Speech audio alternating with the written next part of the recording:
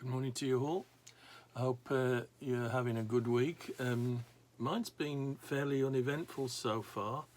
No wasp attacks or chicken attacks, so far at least. We've been away for a few days in Hereford and Herefordshire, and we were really looking forward to it, but for some reason we felt really unsettled and didn't really enjoy the break. We weren't sure why. We were in a nice cottage on the side of a hill overlooking a beautiful valley, and the weather was good. You know, everything was there that should have made for an enjoyable and restful time, and yet we felt restless. And we talked about it, and it seems that COVID-19 might have been a factor in how we were feeling. And even though we get out and about more than some of you, we've got into a state of mind, I think, where we just want to be at home.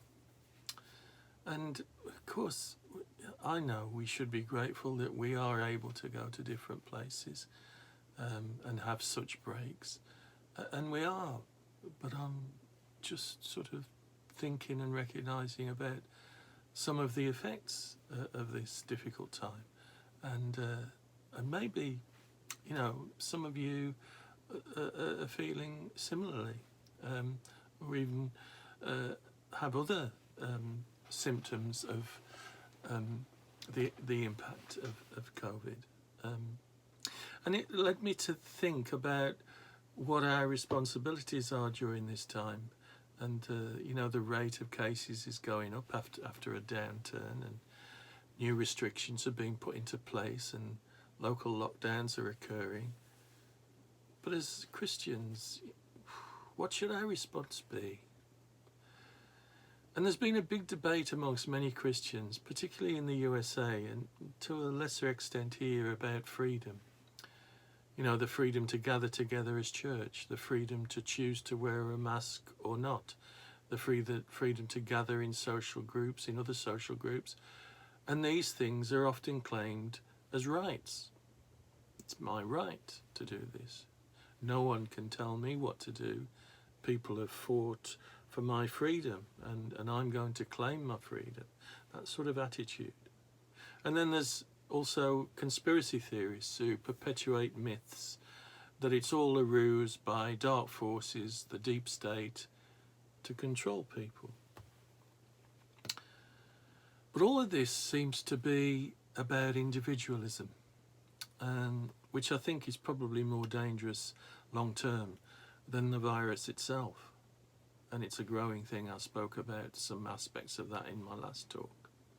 Because it leads us to consider our rights, our individual rights, first before anything or anyone else.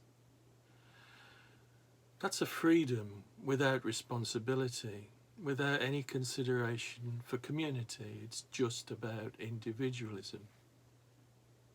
And freedom, I think, is an empty concept if it's not allied to responsibility, because inevitably, without that responsibility, one person's freedom can easily trample on another's.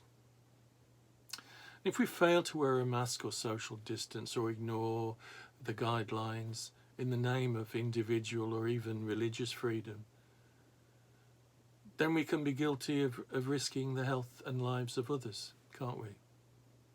And I know that the guidelines can be confusing and that they change from week to week, but we need to respond responsibly and not let our guard down. It's easy to do as things begin to relax. I know that. You know, I can be lulled into a false sense of security at times. So what responsibilities do we have as Christians in this time? Well, firstly, we have to ask ourselves, do our actions show love to our neighbour? And we need to be ever vigilant that we make decisions through the lens of love for others.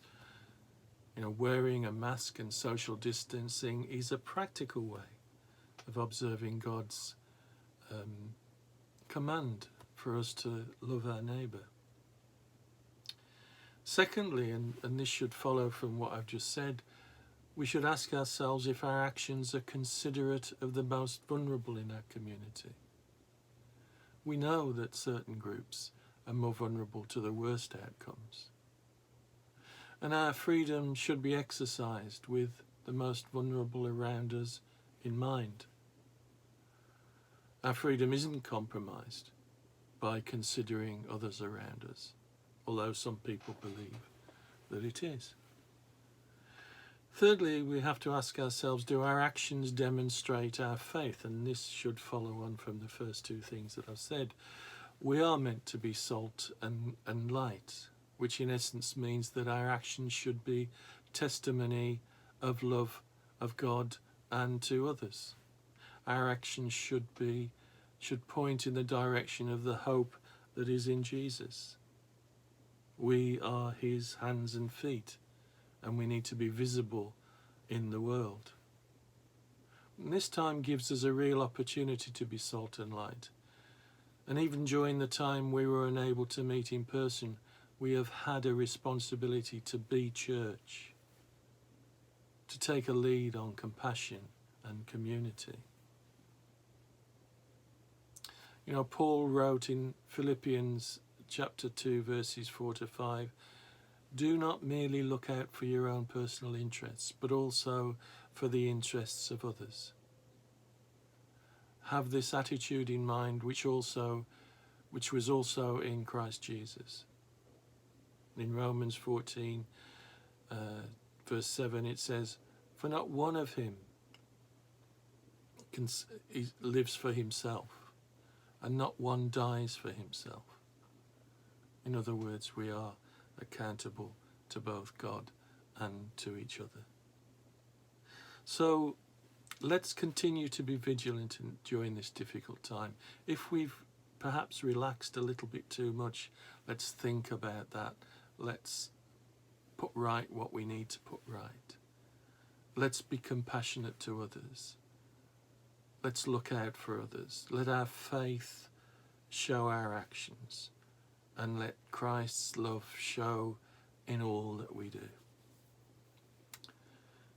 Well, I look forward to seeing you on Sunday. I think I'm at both services. And just take care of yourself. Look after yourselves and look after others. And God bless, and bye-bye.